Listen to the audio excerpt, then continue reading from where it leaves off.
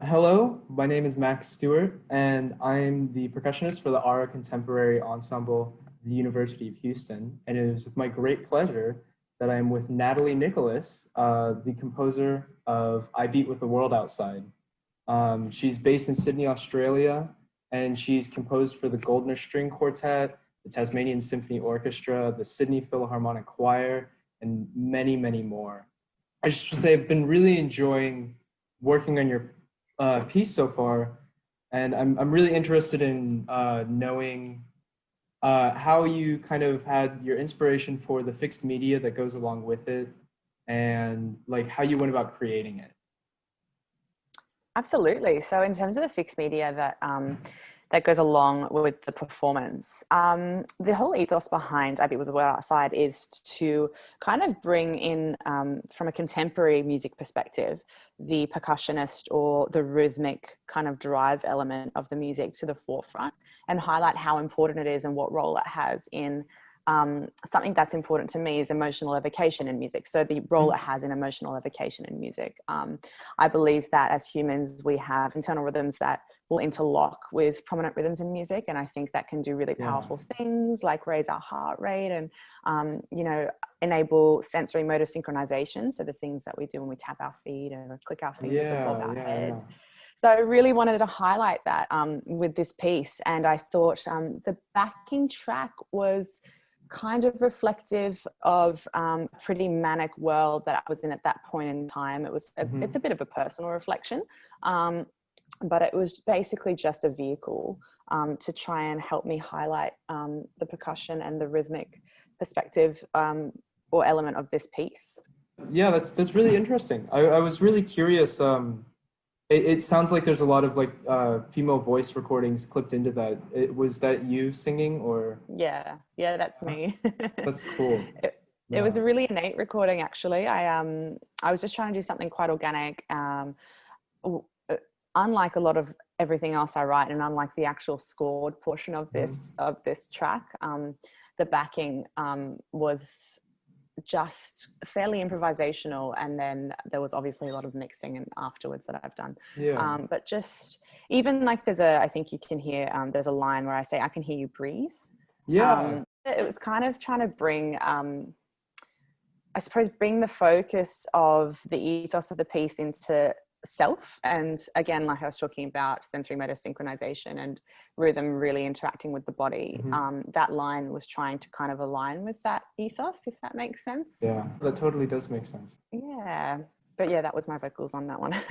It's really fantastic. I think it after hearing that explanation, it totally makes sense, and I think it's really effective.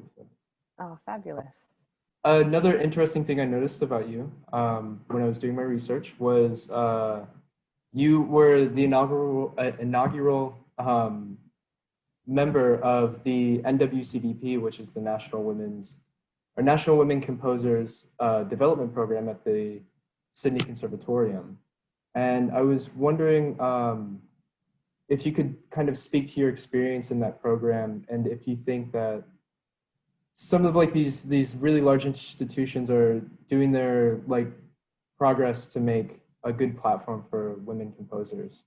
I think the program, the NWCDP, what was behind it was the fantastic Matthew Heinsohn. He can see the program, and he basically saw that there was a gap in compositions being performed by female composers, and it was a huge gap. It still is, particularly in Australia. So tried to use, I like to see it as, an example of standing on the shoulders of giants. So he has come a really long way in his career, obviously.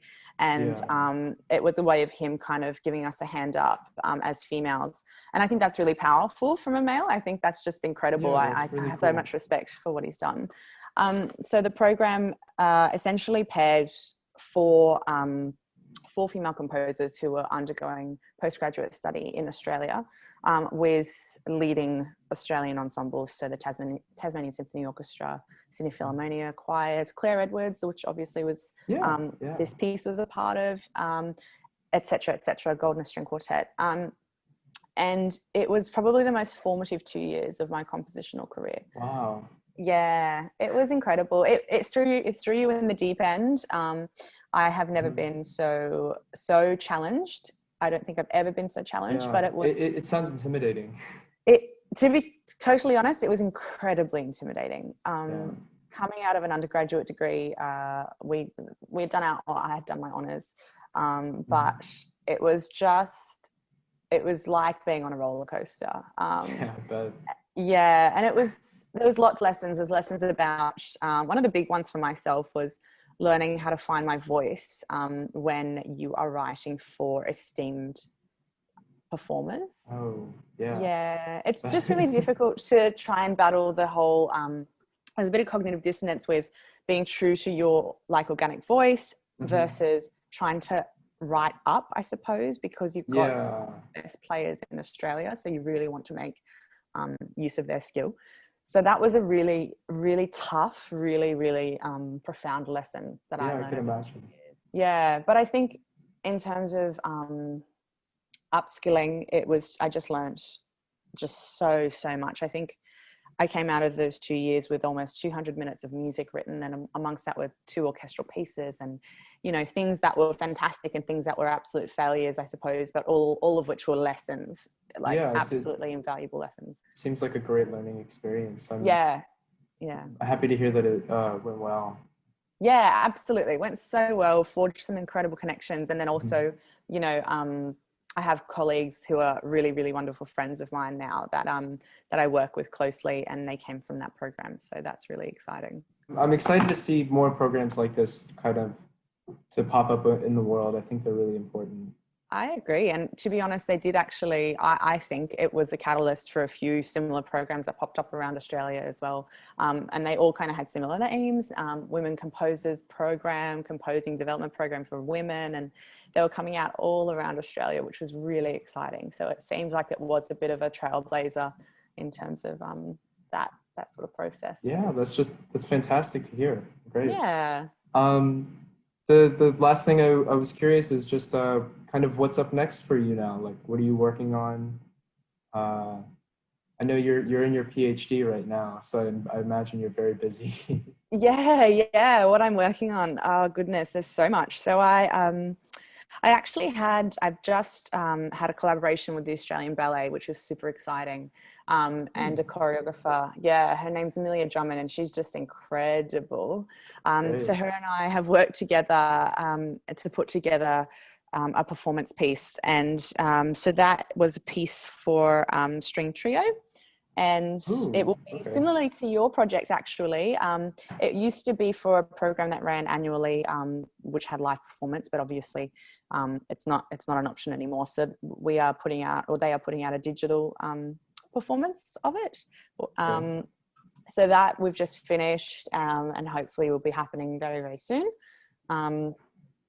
I have just last week handed over a piece for the Southern Cross Soloists and Slava Gregorian. So they are this incredible ensemble based in Queensland, and Slava Gregorian is one of Australia's best guitarists. So it was a really cool experience. It's a really interesting ensemble to write for, particularly with guitar.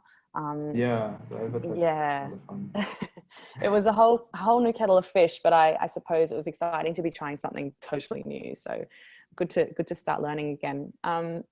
And right now I am working on a short album of solo works for acoustic classical guitarist Matt Withers, and it was funded by the ABC, and they have this incredible Fresh Start Fund initiative, which basically meant that they injected some money back into the arts and to try and kind of kickstart things for us composers.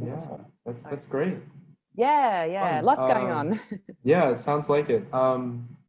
Where can like people see these things if they want to find out more? Look, honestly, because of COVID, the platforms and the spaces you can go and see this sort of work is constantly changing. So the Southern Cross Soloists and Slava Gregorian were going to be performing my work on the 18th of October in concert, but that's just been postponed until February. So it's a little bit difficult to kind of firstly you can go and see all this, but I do on my Facebook page, and then most of the time my website, I put all updates up there, and you can come and try and see the climate of things and where it's all moving. Well, it was fantastic talking with you. Thanks so much. It's nice to finally put a face to the name and meet you, I guess. Yeah, vice versa. It's been a pleasure. Okay. Well, I'll see you later. Have a nice day. Thanks, you too. Bye.